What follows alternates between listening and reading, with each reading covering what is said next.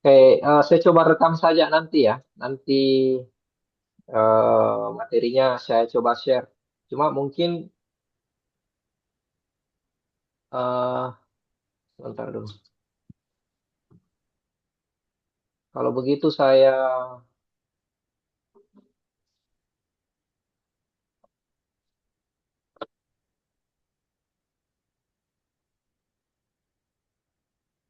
rekam dari awal supaya yang tidak bisa masuk bisa nanti ikut kuliahnya.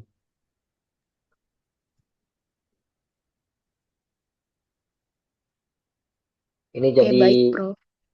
ya jadi saya ulang kembali karena ini pertemuan pertama. Jadi saya mulai dari pengertian dan fungsi manajemen. Tentu saja nanti akan dilengkapi dengan contoh dalam industri pangan. Ya, jadi di mata kuliah ini, di pertemuan kali ini ya, kalian harus bisa menjelaskan apa definisi manajemen, ya, apa definisi manajemen. Nah, kemudian kalian juga harus bisa menjelaskan satu persatu fungsi manajemen, ya. Jadi ini tadi pengertian, kemudian ada fungsinya. Di sini ada 5 fungsi, yaitu fungsi perencanaan, fungsi pengorganisasian, fungsi pergerakan, fungsi pengawasan, dan fungsi penganggaran. Dan nanti akan ada kesimpulan dan rekomendasi. Nah, untuk pengertiannya, ini ada pengertian menurut para ahli dan pengertian secara umum yang kalau kita baca sebenarnya hampir mirip ya. Jadi, manajemen adalah proses merencanakan, mengatur, memimpin dan mengendalikan sumber daya untuk mencapai tujuan yang ditetapkan secara efisien dan efektif. Ya, secara efisien dan efektif. Nah, ini adalah definisinya. Nah, sedangkan pengertian secara umum itu manajemen dapat diartikan sebagai tindakan mengkoordinasikan dan mengarahkan berbagai kegiatan organisasi agar tujuan dapat tercapai dengan baik. Tadi saya sudah berikan contohnya, misalnya organisasi himpunan mahasiswa teknologi pertanian. Nah, tentu saja nanti ada manajernya. Ya, manajernya diistilahkan dengan ketua himpunan. Kalau di himpunan mahasiswa teknologi pertanian. Nah, Himatepa tentu saja mempunyai ya tujuan organisasi. Nah, biasanya itu dituangkan dalam bentuk program kerja ya. Ya, program kerja makanya setelah ketua himpunan terpilih biasanya ada semacam rapat kerja ya, raker itu untuk membicarakan kira-kira apa yang harus dilakukan untuk mencapai tujuan organisasi. Kemudian ini ada tujuan manajemen ya untuk meningkatkan efisiensi, menjamin kualitas dan mencapai target organisasi. Kemudian pentingnya manajemen, saya juga sudah jelaskan tadi ya. Yang pertama pengambilan keputusan. Nah, jadi nanti dengan menerapkan manajemen yang baik, tentu saja kita bisa mengambil keputusan ya dengan tepat dan cepat. Nah, misalnya nanti kita seorang pengusaha nata de coco, pengusaha nata de coco, kita bisa menentukan kira-kira berapa produksi kita misalnya untuk bulan April 2025. Nah, itu bisa kita mengambil keputusan dengan menerapkan fungsi manajemen dalam hal ini fungsi perencanaan. Di dalam fungsi perencanaan itu salah satu contohnya nanti ada istilahnya forecasting, toolsnya, peramalan. Nah, jadi kita meramalkan, tentu saja ketika meramalkan itu ada data-data sebelumnya yang digunakan. Ada data-data sebelumnya yang digunakan. Ada cara perhitungannya. Itu nanti akan kalian dapatkan di mata kuliah yang lain. Kemudian pengendalian sumber daya, ya. Tadi sumber daya itu apa? Sumber daya manusianya, tenaga kerja, kemudian waktu dan dana. Nah, jadi di sini biasanya tools yang digunakan adalah tools optimasi. Ya, kita bisa mengoptimalkan dengan memanfaatkan seoptimal mungkin tenaga kerja, waktu dan dana untuk menghasilkan hasil yang semaksimal mungkin. Nah, sekarang kita masuk di fungsi manajemen, ya, di tujuan pembelajaran yang kedua. Kalau ditanyakan, sebutkan apa fungsi-fungsi manajemen. Nah, kalian bisa jelaskan. Yang pertama adalah fungsi perencanaan. Ya. Nah, jadi langkah-langkah perencanaan di sini secara garis besar dibagi tiga. Ya. Yang pertama adalah identifikasi tujuan, kemudian analisis situasi, kemudian yang ketiga adalah penentuan alternatif. Nah, yang pertama adalah identifikasi tujuan. Di sini kita mengidentifikasi tujuan yang merupakan langkah awal dalam merencanakan untuk menentukan arah dan hasil yang ingin dicapai secara spesifik. Ya, jadi misalnya Himatepa, ya, Himatepa Himpunan Mahasiswa Teknologi Pertanian, ataukah misalnya eh, industri nata de coco tadi. Nah, kita harus menentukan tujuannya di awal bahwa perusahaan saya tujuannya adalah satu, untuk menghasilkan laba misalnya 100 juta per bulan. Nah, itu tujuannya. Nah, kemudian analisis situasi. Nah, di sini kita melibatkan penilaian terhadap kondisi internal dan eksternal yang dapat mempengaruhi mencapai tujuan. Nah, tentu saja nanti ketika kita ingin merumuskan tujuan, kita harus melihat situasi, ya. Bagaimana kekuatan dan kelemahan kita, bagaimana peluang dan tantangan. Biasanya ini digunakan analisis SWOT namanya, SWOT, ya, bukan SEWOT, SWOT. Nah, jadi SWOT ini strength, kekuatan, weakness, kelemahan, opportunity, dan threat, ancaman. Makanya disebut dengan SWOT. Nah, setelah kita mengenal situasi, nah, kita nanti bisa menentukan alternatif, ya, alternatif yang bisa dilakukan. Jadi di sini penentuan alternatif adalah proses mengidentifikasi berbagai opsi tindakan yang dapat diambil untuk mencapai tujuan yang telah ditetapkan. Jadi ini semacam strategi, ya, alternatif strategi yang bisa dilakukan untuk mencapai tujuannya tadi. Misalnya tujuan perusahaan Nata de Coco saya untuk mencapai laba atau keuntungan sebesar 100 juta. Nah, apa alternatif yang kita digunakan? Misalnya pemasaran yang baik, ya, kemudian peningkatan kualitas produk. Nah, itu semacam contoh penentuan alternatif. Nah, pentingnya perencanaan dalam industri pangan, ya. Yang pertama adalah pengaturan cadangan bahan baku, ya, kemudian pergantian musim dan pengaruhnya, peningkatan produktivitas. Mari kita lihat satu persatu. Nah, pengaturan cadangan bahan baku di sini eh, artinya pentingnya pengaturan cadangan untuk memastikan kelancaran produksi, ya, tanpa terganggu oleh ketersediaan bahan baku yang terbatas, ya. Nah, di sini fungsi perencanaan. Makanya nanti salah satu fungsi perencanaan adalah eh bentar saya lihat dulu, saya lupa fungsi pemesanan, ya, fungsi pemesanan di sini. Jadi kita bisa menentukan misalnya berapa bahan baku yang kita pesan, ya, itu ada ilmunya sendiri, ada toolsnya sendiri. Jadi tidak terlalu banyak yang kita pesan, misalnya untuk industri nata de coco, ya, mungkin yang menjadi bahan baku nanti misalnya gula, ya, kemudian starternya. Nah, itu kita bisa menentukan cadangan bahan baku yang baik dan benar kalau fungsi perencanaan ini dilakukan dengan baik. Kemudian pergantian musim dan pengaruhnya.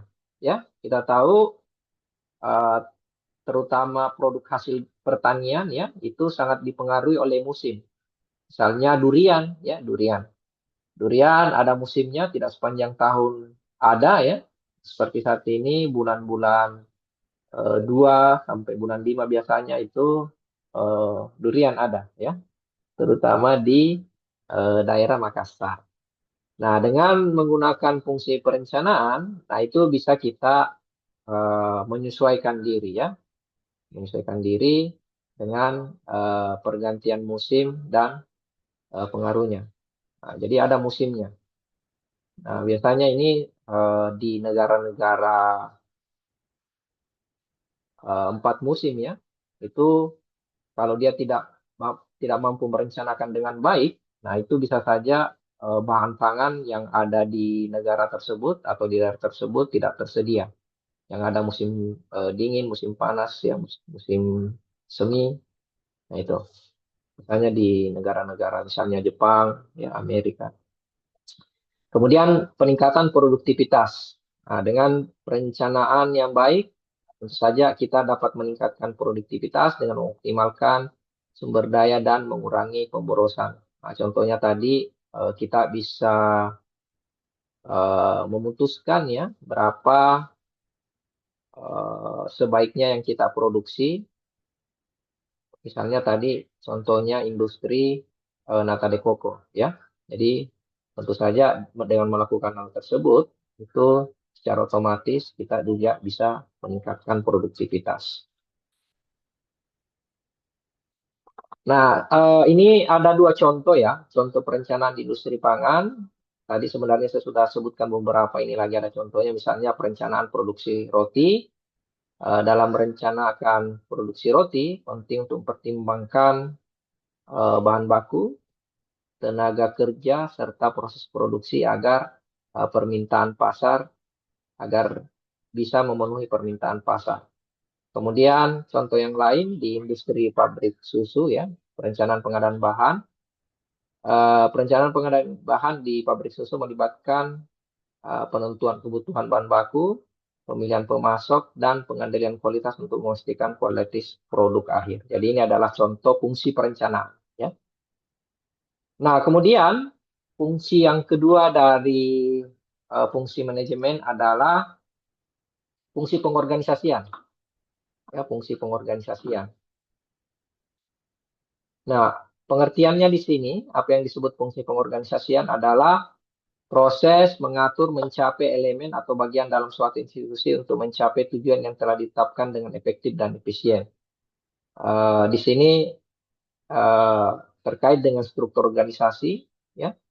Struktur organisasi adalah pola hubungan dan kekuasaan yang secara formal ditetapkan dalam sebuah organisasi untuk mendukung proses pengorganisasian yang optimal. Contohnya misalnya di Himatepa, tentu saja ada struktur organisasinya, ya. Ada ketua, ada sekretaris, nah misalnya ada juga ketua-ketua divisi atau ketua departemen, ya. Nah, misalnya ketua, ya, kemudian ada divisi-divisinya ya. Nah, divisi 1, divisi 2, ya, kemudian divisi 3,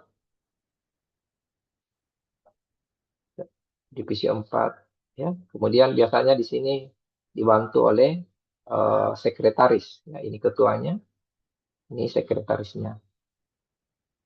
Nah, termasuk di sini pengorganisasian ada istilahnya staffing, ya, pendelegasian.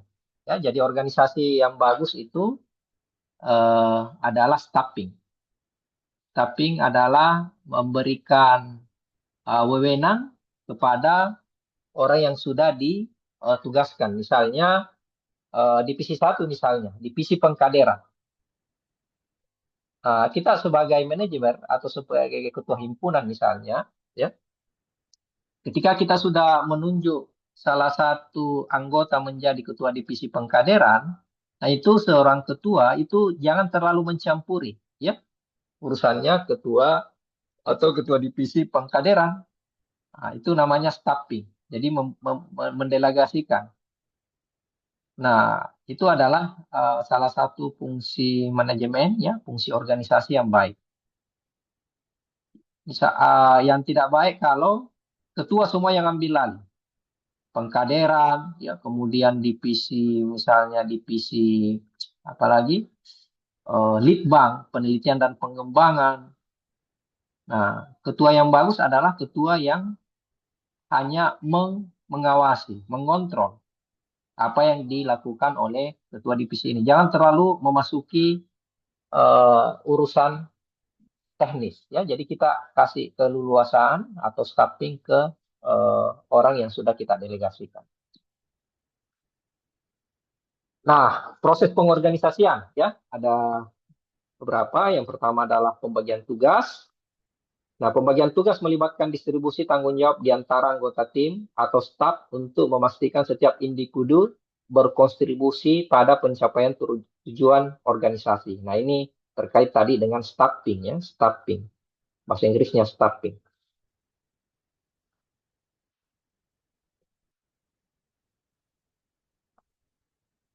Pembagian tugas. Ya, tidak boleh seorang manajer yang dia kuasai semua. Ya, jadi kita harus melakukan staffing. Kemudian penempatan sumber daya. Ya, penempatan sumber daya adalah proses mendistribusikan sumber daya manusia, uang atau finansial dan material ke berbagai unit atau departemen sesuai kebutuhan masing-masing untuk mencapai hasil yang optimal. Jadi, seorang manajer yang bagus adalah kalau dia bisa mengidentifikasi, ya, mengidentifikasi, kemudian mendistribusikan sumber daya yang ada di organisasinya. Misalnya saya seorang ketua himpunan, saya mengenal teman saya misalnya yang gemar melakukan penelitian dan publikasi misalnya. Nah, saya seorang manajer atau seorang himpunan, tentu saja saya akan menempatkannya orang tersebut di divisi penelitian dan pengembangan misalnya. Itu contohnya. Ataukah ada rekan, ada teman saya yang selama ini saya kenal dia eh, mengikuti beberapa organisasi kemahasiswaan, misalnya HMI ya, kemudian UKM. Nah, tentu saja orang yang aktif organisasi biasanya dia sudah mempunyai kemampuan dasar dalam melakukan pengkaderan. Nah, tentu saja saya sebagai ketua himpunan misalnya, saya akan menempatkan rekan saya itu menjadi ketua divisi pengkaderan. Nah, itu yang dimaksud dengan penempatan sumber daya di sini. Nah, contoh pengorganisasian dalam industri pangan ya.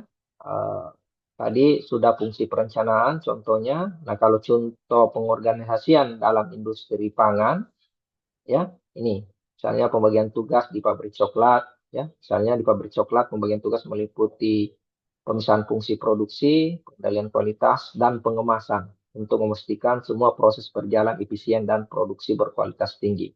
Nah, jadi misalnya saya eh, manajer ya di perusahaan coklat, saya akan membuat ya struktur organisasi tiga divisi. Ada divisi produksi, kemudian ada divisi pengendalian kualitas, dan ada divisi pengemasan. Ini contoh ya. Nah, tentu saja nanti saya akan menempatkan orang-orang yang mahir di divisi masing-masing. Kemudian tim pengolahan distribusi buah ya. Eh, Jadi misalnya tim pengolahan distribusi buah bertanggung jawab atas logistik dan distribusi produk ke pasaran. Mereka akan memastikan buah sampai ke konsumen dengan tepat waktu dan dalam kondisi sempurna. Nah, kemudian fungsi yang lain dari fungsi manajemen adalah fungsi penggerakan. Ya, jadi ini yang ketiga. Tadi sudah fungsi perencanaan, ya, kemudian fungsi pengorganisasian, kemudian fungsi penggerakan. Definisinya dulu, pengertiannya. Nah, penggerakan di sini adalah proses memotivasi dan mendorong individu atau kelompok untuk mencapai tujuan organisasi secara efektif dan efisien. Ya, jadi seorang manajer yang baik adalah atau pimpinan yang baik adalah manajer yang mampu memberikan motivasi ya dan mendorong individu atau kelompok untuk mencapai tujuan organisasi secara efektif dan efisien. Nah, manajer yang kurang bagus adalah kalau manajer misalnya yang marah-marah saja terus kerjanya. Padahal manajer yang baik adalah manajer yang memotivasi dan mendorong individu.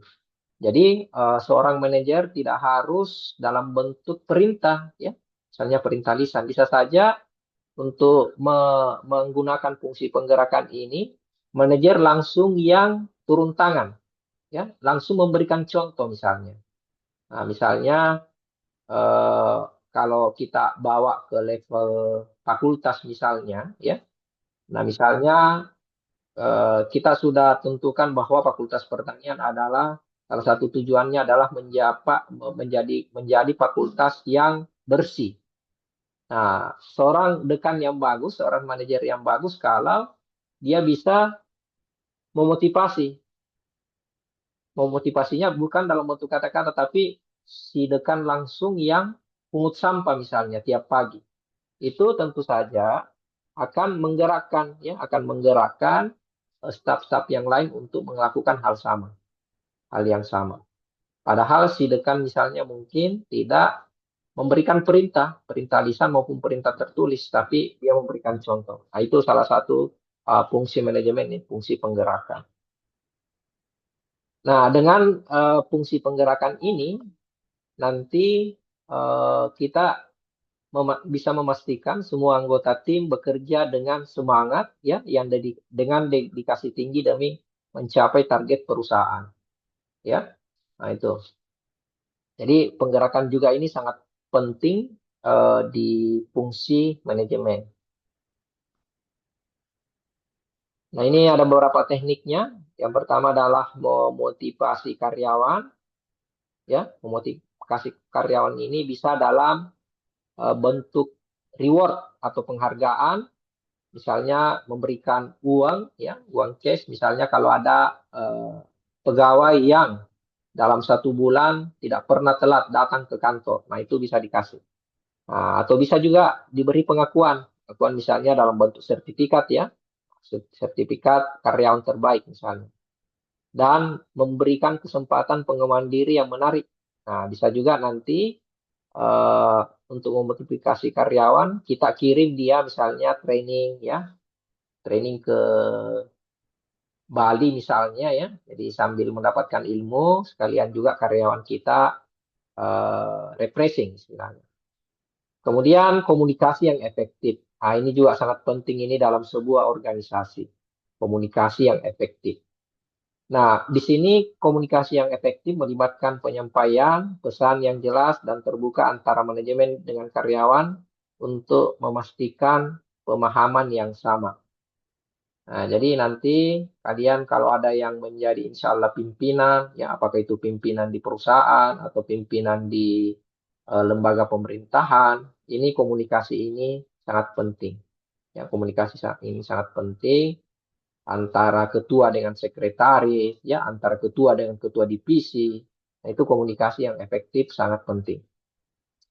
Banyak organisasi yang lambat ya, yang tidak tercapai tujuannya karena komunikasi antara manajer dengan bawahannya itu tidak berjalan dengan efektif. Nah, ini contoh penggerakan di industri pangan. Nah, misalnya pemberian insentif pada staf pengolahan daging. Ini, jadi bisa memberikan bonus prestasi atau penghargaan, eh, meningkatkan semangat dan produktivitas staf pengolahan daging. Ya, insentif ini biasanya dalam bentuk uang. Kemudian program pelatihan untuk karyawan pabrik minuman. Ya, program pelatihan berbasis keterampilan dan pengetahuan membantu karyawan pabrik minuman meningkatkan kualitas dan efisiensi produk.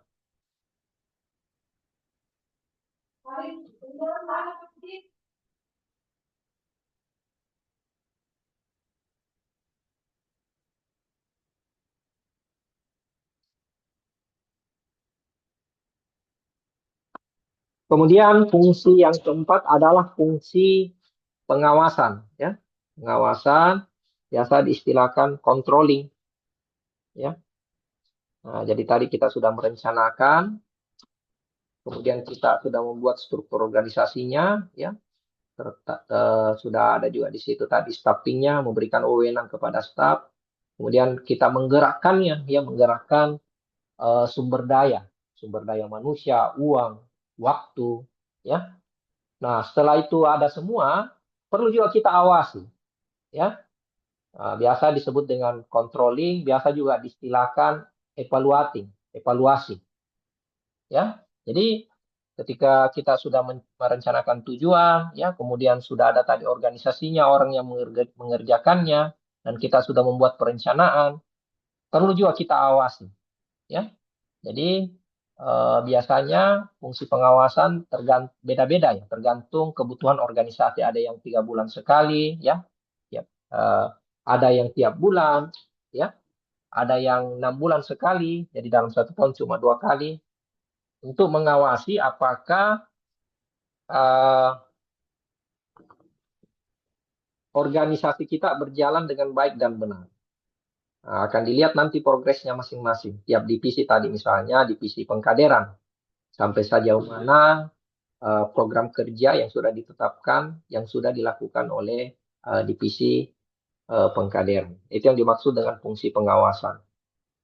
Nah, jadi di sini dikatakan eh, pengawasan adalah proses penting yang bertujuan untuk memastikan bahwa seluruh kegiatan berjalan sesuai rencana. Ya, kata kuncinya apakah sesuai rencana dan standar yang telah ditetapkan.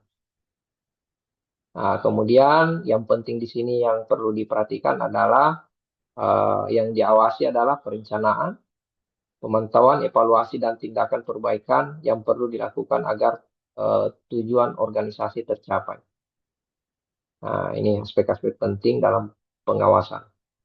Perencanaannya, pemantauannya, evaluasinya, dan tindakan perbaikan yang diperlukan agar tujuan organisasi tercapai. Jadi, nanti dalam proses pengawasan bisa saja ada program kerja yang sebenarnya sudah ditetapkan sebelumnya, tapi karena melihat progresnya kurang bagus, nah itu saja bisa saja dilakukan perbaikan. Ini tindakan perbaikan. Nah, kemudian prosedur pengawasan, evaluasi kinerja, ini ada juga toolsnya tersendiri ya.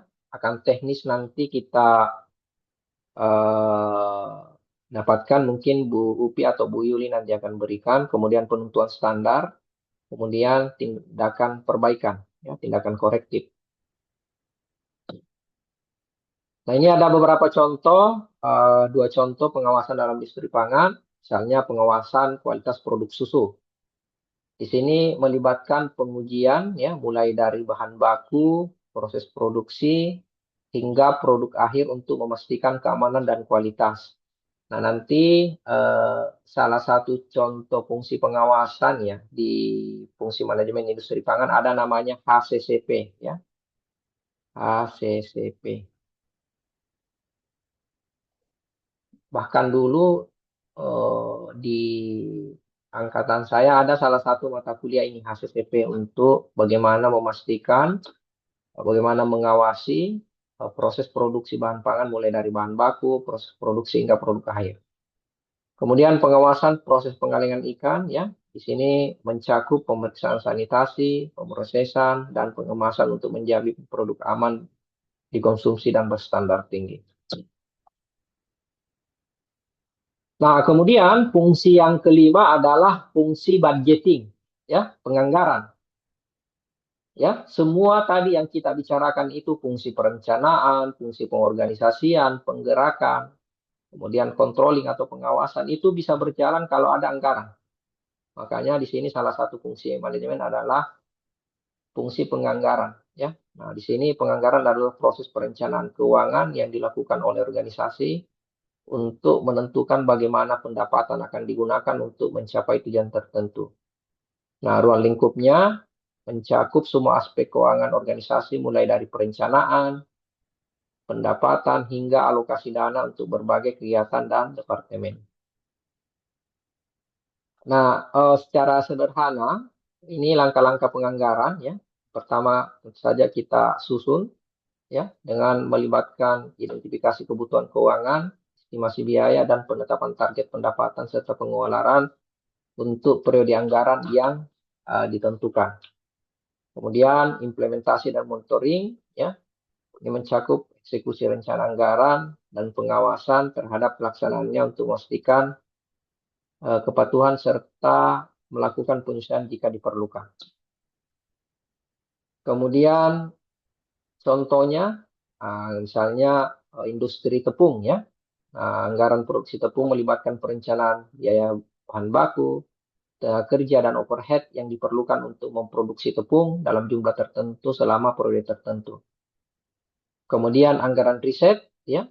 Jadi kita juga bisa merencanakan di industri pangan nanti anggaran riset. Eh, di sini anggaran risetnya bisa digunakan untuk misalnya pengembangan produk baru, mencakup alokasi dana untuk penelitian, pengujian dan pengembangan produk pangan yang inovatif guna memenuhi kebutuhan pasar yang terus berkembang. Sebagai kesimpulan ya, eh, yang pertama adalah integrasi fungsi manajemen. Ya, integrasi fungsi manajemen. Nah, integrasi fungsi manajemen di sini tentu saja menggunakan semua tadi fungsi-fungsi manajemen ya dengan baik dan benar, yaitu fungsi perencanaan, pengorganisasian, penggerakan, pengendalian ya atau monitoring dan budgeting untuk mencapai tujuan. Kemudian tentu saja eh, manajemen ini dan fungsinya sangat penting ya dalam industri pangan untuk menjaga kualitas produk, memenuhi standar keamanan pangan dan meningkatkan daya saing di eh, pasar global. Kemudian ada beberapa tantangan ya dalam penerapan manajemen di industri pangan. Yang pertama adalah tantangan global, di mana persaingan yang sangat ketat dan cepat, kemudian perubahan regulasi internasional terkait keamanan pangan, serta fluktuasi ekonomi dan budaya yang mempengaruhi operasi bisnis. Ya, tantangan global. Kemudian tantangan teknologi, ya di sini dengan adanya misalnya artificial intelligence, ya tentu saja fungsi-fungsi manajemen juga akan terpengaruh. Makanya di sini dikatakan tantangan teknologi melibatkan adopsi teknologi yang baru yang terus berkembang, termasuk serba otomatisasi proses produksi dan manajemen data digital untuk efisien yang lebih baik. Kemudian tantangan lingkungan ya di negara-negara maju terutama itu mereka sangat care sangat dengan tantangan lingkungan ya misalnya kalau kita kaitkan dengan industri pangan ya misalnya penggunaan kemasan-kemasan yang ramah lingkungan ya itu salah satu masalah di industri pangan yang saat ini masih berlangsung adalah penggunaan kemasan pangan yang terbuat dari plastik. Nah, tentu saja plastik ini tidak ramah lingkungan ya. Nah, tantangan lingkungan di sini termasuk keberlanjutan produksi pangan, pengolahan limbah, dan memberikan respon terhadap perubahan iklim yang dapat mempengaruhi pasokan dan kualitas bahan baku. Nah, tentu saja inovasi ya terus dibutuhkan dan organisasi yang bagus yang bisa kita rekomendasikan adalah dengan melakukan pelatihan dan pengembangan. Saya kira itu materi saya hari ini. Ada yang mau ditanyakan? Silahkan kalau ada yang bertanya. Kalau tidak ada, saya akan absen dulu ya. Atau saya bertanya dulu secara acak. Ada Nurpadilla Iksan? Nurpadilla Iksan? Iya, Prof. Ya, Hadir. coba apa yang kamu ketahui tentang definisi manajemen? Manajemen adalah ini apa? Coba jelaskan. Dari yang saya dengar tadi, dari penjelasan Prof, Ya, manajemen itu adalah mengatur, mengendalikan, memimpin, dan merencanakan sumber daya yang memiliki tujuan yang telah ditetapkan, Prof. oke. Terima kasih. Sudah Ya, cocok ya. Prof. Kemudian Nasia Sri Rahayu. Saya, Prof. Coba sebutkan dan jelaskan secara singkat tiga fungsi manajemen yang kamu ingat. Tiga fungsi manajemen. Baik, yang saya ingat yang pertama untuk mengatur agar sesuai waktu, kemudian agar tidak berantakan, dan yang terakhir agar sesuai dengan keinginan yang apa visi misinya. Kurang tepat ya. Kalau tadi kan ada sebenarnya lima fungsi manajemen. Oh, fungsi. Mungkin ya eh, coba Muhammad Faiz, Muhammad Faiz Ishar. Iya, Prof. Fungsi manajemen sebutkan tiga dan jelaskan secara singkat. Eh, yang pertama itu bisa meningkatkan efisiensi. Jadi, eh, fungsi dulu. Hmm, Yang pengorganisasian. Tunggu, Prof. ya. Hmm.